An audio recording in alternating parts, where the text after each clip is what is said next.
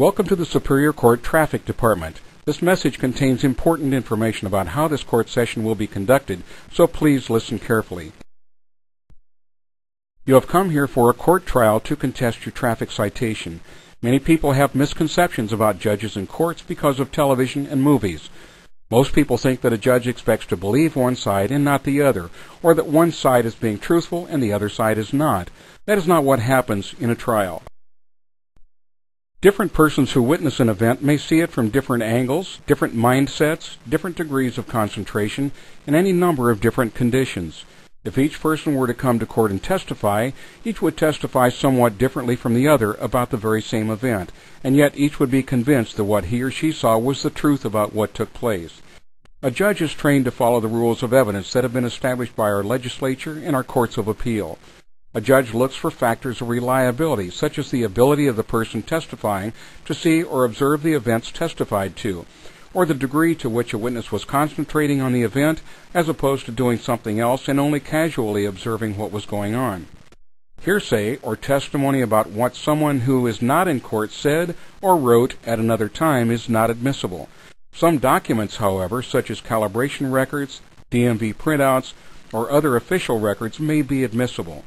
Corroboration is helpful, such as two parties saying the same thing, or photos or other evidence which supports the testimony of one side. Of course, the manner of testifying is important as well. A judge looks for the most reliable evidence presented in court and makes a decision based on that evidence. When your case is called, come forward to the front of the courtroom. The police officer and any other witnesses for the state will go to the place marked plaintiff, and the defendant and defense witnesses to the place marked defendant. Bring all witnesses and evidence with you when you come forward. All witnesses will be sworn to tell the truth under oath. The state has the burden of proof, which means that the officer must testify first, presenting evidence to establish each element of the offense charged beyond a reasonable doubt, including the identity of the person who committed the offense.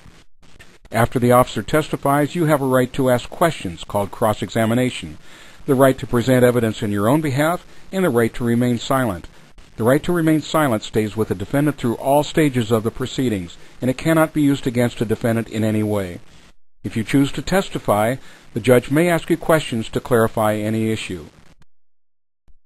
If you have been charged with speeding, where the officer used radar to establish your speed, there may be testimony about a speed survey. A speed survey is an engineering study of the road prepared for the purpose of justifying the speed limit that has been imposed.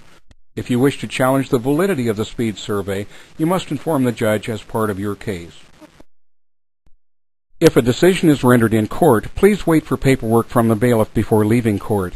If the case is taken under submission by the judge, a written decision will be mailed to you later.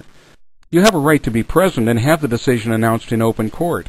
If that is your wish, you must inform the judge. The sentence imposed after a guilty finding by the court will be based on testimony at trial, and it's not based on any bail amount that might have been noted on a courtesy notice to the defendant. If the evidence proves excessive speed or dangerous driving, a suspension of the driver's license may be ordered by the court.